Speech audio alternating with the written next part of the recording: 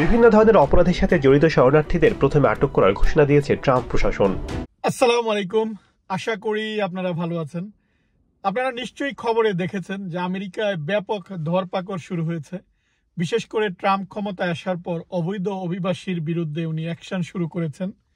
এই নিয়েই কথা বলবো এই ভিডিওতে, আশা করি আপনাদের কাজে লাগবে। প্রথমেই বলে নিই, এই যে ধরপাকড় বা এই যে মাস ডিপোর্টেশন, এটা নতুন কিছু না, এটা কন্টিনিউয়াস একটা প্রসেস। এর আগেও ট্রাম্প যখন প্রথমবার এসেছিল, উনিও কিন্তু প্রথম দিকে এরকম ভাবে একদম জোরে সুরে এটা শুরু করেছিল, কিন্তু পরবর্তীতে যেটা দেখা গিয়েছে যে বাইডেনের যে আগে ছিল যে ওবামা বাইডেন প্রশাসনের চাইতে প্রায় অর্ধেক উনি ফেরত পাঠিয়ে দিতে পেরেছেন। যত গর্জে তত বর্ষে না, একটা কথা রয়েছে। তাই কোনো কিছু একদম যেরকম ভাবে আপনারা হুলস্থুল ভাবে যেরকম ভাবে শুরু হয়েছে এরকম ভাবেই চলবে এটা না। আর বাংলাদেশি মিডিয়া এটা এমন ভাবে ফলাও করে প্রচার করছে, অনেকগুলো টিভি চ্যানেল, মনে হচ্ছে যে বাংলাদেশিকেও শুধু ধরছে আর ফেরত দিয়ে দিচ্ছে। এরকম কোনো ঘটনাই না। অ্যাকচুয়ালি এটা একটা কন্টিনিউয়াস প্রসেস এবং এটা চলছে। তাই আপনারা যারা এখানে আছেন বা আপনারা যারা আমার দর্শক, আমি আগেই আপনাদেরকে অ্যাসুরেন্স দিচ্ছি, এই নিয়ে এতটা ঘাবড়ানোর কিছু নেই। কারা এটা হ্যান্ডেল করে? আমেরিকা একটা ডিপার্টমেন্ট রয়েছে, ইমিগ্রেশন অ্যান্ড কাস্টম এনফোর্সমেন্ট, সংক্ষেপে বলা হয় আইসিই। এই ডিপার্টমেন্ট কিন্তু কন্টিনিউয়াস এটা করে থাকে। যাদের বিরুদ্ধে কোনো অপরাধের মামলা রয়েছে বা যারা ড্রাগ ডিলিং এর সাথে জড়িত, এই অপরাধী যারা দাগী অপরাধী, তাদের বিরুদ্ধে তারা ব্যবস্থা নেয়। কারণ এখানে তো অনেক অবৈধ অভিবাসী, সবার বিরুদ্ধে ওরা অ্যাকশন নিতেও পারবে না। বা আমেরিকা দেশটা এরকম যে যখন অন্য দেশ থেকে একজন আসে, তাদেরকে তারা এখানে আশ্রয় দেয়, অনেক আইন কানুন রয়েছে। কিন্তু যারা এই দেশের জন্য খারাপ, সেটা বৈধ অভিবাসী হোক অবৈধ অভিবাসী হোক, পুলিশ অ্যাকশন নিবে। কিন্তু যারা এনলিস্টেড, যারা অলরেডি দাগী প্রমাণিত, যাদের নামে রিপোর্ট আছে, তাদের বিরুদ্ধে তারা অ্যাকশনটা শুরু করেছে। আর এটাই মিডিয়া অনেক ফলাও ভাবে প্রচার করছে। এই পর্যন্ত যেটা দেখলাম যে ওরা 460 জনকে গ্রেফতার করেছে। আর যারা গ্রেফতার করে আপনারা দেখলেই বুঝবেন, অনেকেই গুজব ছড়াচ্ছে। মনে করুন যে সাবওয়েতে চড়ার সময় পুলিশ তারা টিকিট চেক করে, বা বাসে চড়ার সময় অনেকেই গুজব ছড়াচ্ছে যে এরা চেক করছে। এটা ওদের কাজ। এখানে আলাদা আলাদা পুলিশ রয়েছে, প্রতিটা এলাকার আলাদা পুলিশ। আমরা যখন ইউনিভার্সিটিতে, আমরা যখন দেখবেন যে ইউনিভার্সিটি যখন পড়তাম, দেখতাম ইউনিভার্সিটির আলাদা পুলিশ। পার্কে যখন যাবেন, পার্কের আলাদা পুলিশ। আলাদা আলাদা পুলিশ। আমাদের যেমন সিটি কর্পোরেশনের পুলিশ থাকে, রেলওয়ে পুলিশ থাকে, ঠিক একই রকম। কিন্তু এই কাজটা যারা করে, আপনি দেখলেই বুঝবেন এরা হচ্ছে ইআরও। এদের গায়ে ইআরও বা লেখা থাকবে। এরা হচ্ছে স্পেশাল এই কাজটাই। যারা অবৈধ তাদেরকে খুঁজে বের করা বা তাদেরকে বের করে দেওয়া। সো যে কোনো পুলিশ দেখলেই আতঙ্কিত হওয়ার কোনো কারণ নেই। আবার আলাদা আলাদা স্টেটে আলাদা আলাদা ল রয়েছে, সেটা কিন্তু আবার এই যে একটা জিনিস যে সব জায়গায় সমানভাবে প্রযোজ্য হবে, ব্যাপারটা এরকমও না। আপনারা নিশ্চয়ই দেখেছেন যে প্রায় 1500-র মতো অ্যাক্টিভ ডিউটি অফিসার ওরা নিয়োগ করেছে মেক্সিকো বর্ডারে। এখন কথা হচ্ছে, মেক্সিকো বর্ডারে কেন হঠাৎ করে এত ওদের যে ফোর্স সেটা নিয়োগ দিতে হয়? কারণ মেক্সিকো বর্ডার দিয়ে কিন্তু অনেকেই আমেরিকায় আসে। কারণ আমাদের যে বাংলাদেশ ইন্ডিয়ার বর্ডারে গেলে দেখি যে কাঁটাতারের বেড়া, এখানে কিন্তু এরকম না। অর্থাৎ এটা ওপেন। সো ওপেন, যারা বর্ডার ক্রস করে আমেরিকায় প্রবেশ করে, ওখানে কিন্তু ওদের দায়িত্বরত পুলিশ রয়েছে বা ইমিগ্রেশন পুলিশ রয়েছে, তারা কিন্তু তাদেরকে ব্যাক করে দিয়ে দেয়। বা আপনি যখন প্রপার রিজন থাকে, যেটা বাইডেনের সময় ছিল, যে একটা আইন ছিল যে রেফিউজি অ্যাডমিশন প্রোগ্রাম, একটা প্রোগ্রাম, সেই প্রোগ্রাম কিন্তু ট্রাম্প এখন বাতিল করে দিয়েছে। তার মানে আপনি এখানে এসে যে রিফিউজির আপনি আবেদন করবেন, এখানে যে আপনি আশ্রয় চাইবেন, সেটা না, আপনাকে তারা ধরে দিয়ে দিবে।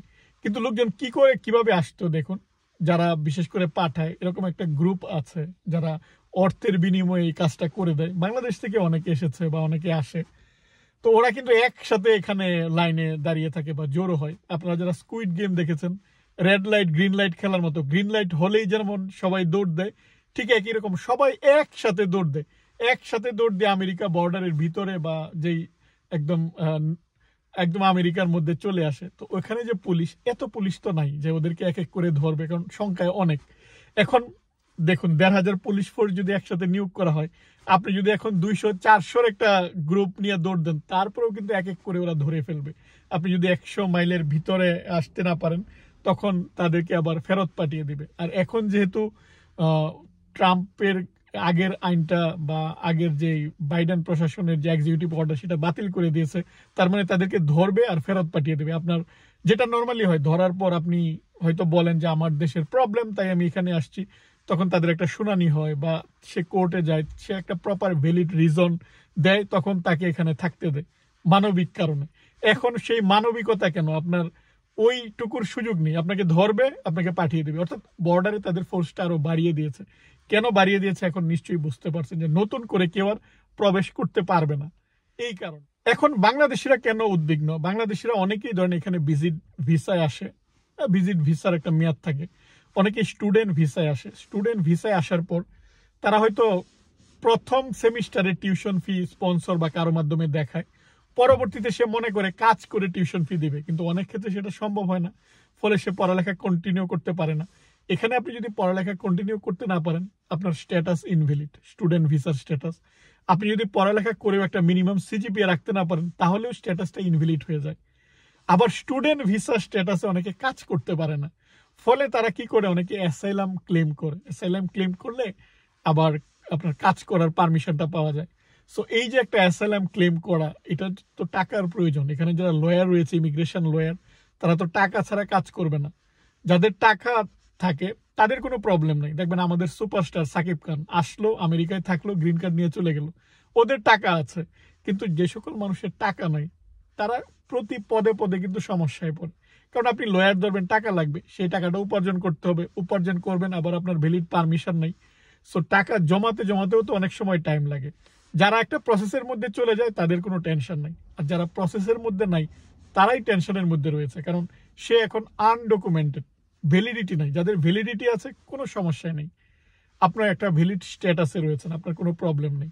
এখন যাদের এই স্ট্যাটাসগুলো নাই, তারা হচ্ছে টেনশনে থাকে। কিন্তু টেনশন করার কোনো কারণ নেই, কারণ আপনার যদি কোনো ক্রাইম না থাকে, আপনার যদি পুলিশ রিপোর্ট না থাকে, আপনাকে তো কেউ ধরতে আসবে না। আর এই সময়ের মধ্যে আপনি প্রসেসগুলো করে ফেলেন। আপনি, আমার সাজেশন হচ্ছে আপনি ইমিগ্রেশন লয়ারের সাথে কথা বলেন, কি কি প্রসেস রয়েছে সেটা। এখানে আবার আপনি যদি কোনো প্রসেসে নাও যান, অনেক সময় ভলান্টারি, যেটা যে আপনি ভলান্টারি ক্লেম করে আপনি আবার ফেরত চলে যেতে পারবেন। অর্থাৎ আপনি নিজ ইচ্ছায় ত্যাগ করলেন, ওরা আপনাকে ধরে বাইরে পাঠিয়ে দেওয়ার চাইতে আপনি নিজেই চলে গেলেন, তাহলে পরবর্তীতে আবার আসার সম্ভাবনা থাকে। অর্থাৎ যদি আপনার মনে হয় যে আপনার কোনো, অর্থাৎ ইমিগ্রেশন লয়ারের সাথে কথা বলার পর যদি মনে হয় যে আপনার থাকার মতো কোনো প্রসেস নেই, তখন তো আপনাকে যেতেই হবে। এটা হচ্ছে আপনাদের প্রতি আমার পরামর্শ, যে গুজবে কান দিবেন না। বিশেষ করে বাংলাদেশি গ্রুপগুলোতে, বাংলাদেশি মিডিয়া এমন ভাবে তারা শুরু করেছে, মনে হচ্ছে যে আমেরিকায় বাংলাদেশি মানে অবৈধ, বাংলাদেশিকে ধরে নিয়ে যাচ্ছে। কিন্তু যে লিস্টটা যদি আপনারা দেখেন, যে যে 5টি দেশ রয়েছে, দেখবেন বাংলাদেশের নামই নেই। ইন্ডিয়ান অনেক রয়েছে, ইন্ডিয়ার অনেকেই রয়েছে, তারা আসার পর তারা শুধু কাজে ব্যস্ত বা তারা ভ্যালিডিটি হারিয়ে ফেলেছে, কিন্তু এখানে আছে। সো সেই তুলনায় বাংলাদেশি কিন্তু নাই বললেই চলে। আর আপনারা যারা স্টুডেন্ট ভিসায় আসছেন, কিন্তু ওয়ার্ক পারমিট নাই, কিন্তু আপনি অন্যভাবে কাজ করছেন, যে কাজটা সরাসরি আপনার পারমিশন নাই, খুব সাবধানে আপনাকে সেটা করতে হবে। কারণ আপনি এমন কোনো কাজ করতে যাবেন না যে এটা আপনার প্রবলেম হয়। অর্থাৎ আপনাকে এই সময়টা একটু সতর্ক থাকতে হবে, সতর্কভাবে আপনি কাজগুলা করবেন, যেন, যেহেতু আপনি যখন সবকিছু আপনার বৈধ থাকবে, আপনার তো কোনো প্রবলেম নাই। কিন্তু এমন যেন কোনো না হয় একটা জিনিসের কারণে আপনার আরেকটাতে গিয়ে প্রবলেম হচ্ছে। অর্থাৎ আপনাদের এই সময়টা সতর্ক থেকে উপায়গুলো বের করতে হবে। আমি আপনাদের সবার জন্য শুভকামনা থাকলো। আমরা চাই যে সবাই বৈধভাবে আসুক, সবাই বৈধভাবে থাকুক, কিন্তু কেউ কিন্তু আনন্দে, মনের আনন্দে দেশ ছাড়ে না। মানুষের প্রবলেম থাকে বলেই কিন্তু দেশ ছাড়ে। আমরা এমনিতেই কিন্তু দেশ ছেড়ে, মা বাবা ছেড়ে দূরে থাকতে চাই না।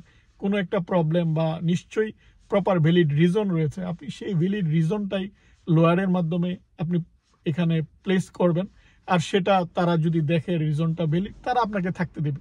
এরকম ভাবে অনেকে এই জায়গাটায় এসে তারা কাগজ করে নিয়েছে, থাকার বৈধতা নিয়ে নিয়েছে। আশা করি আপনাদের প্রবলেমগুলো সলভ হবে। আর বাংলাদেশ থেকে আপনারা যারা অনেক সময় আমাকে জিজ্ঞেস করেন যে বাংলাদেশিদের কি ধরে বের করে দিচ্ছে, এরকম কোনো কিছুই না। এখানে যাদের বৈধতা রয়েছে, বৈধ ভিসা রয়েছে, তাদের কোনো প্রবলেম নেই। আর যাদের, আর আপনি যদি ক্রাইম করেন, সেটা বৈধ হন অবৈধ হন, আপনার শাস্তি তো আপনাকে পেতেই হবে। আজ এ পর্যন্তই। আশা করি আপনাদের অনেক কিছু এই ভিডিওর মাধ্যমে ক্লিয়ার হয়েছে। আপনারা ভালো থাকবেন। আল্লাহ হাফেজ।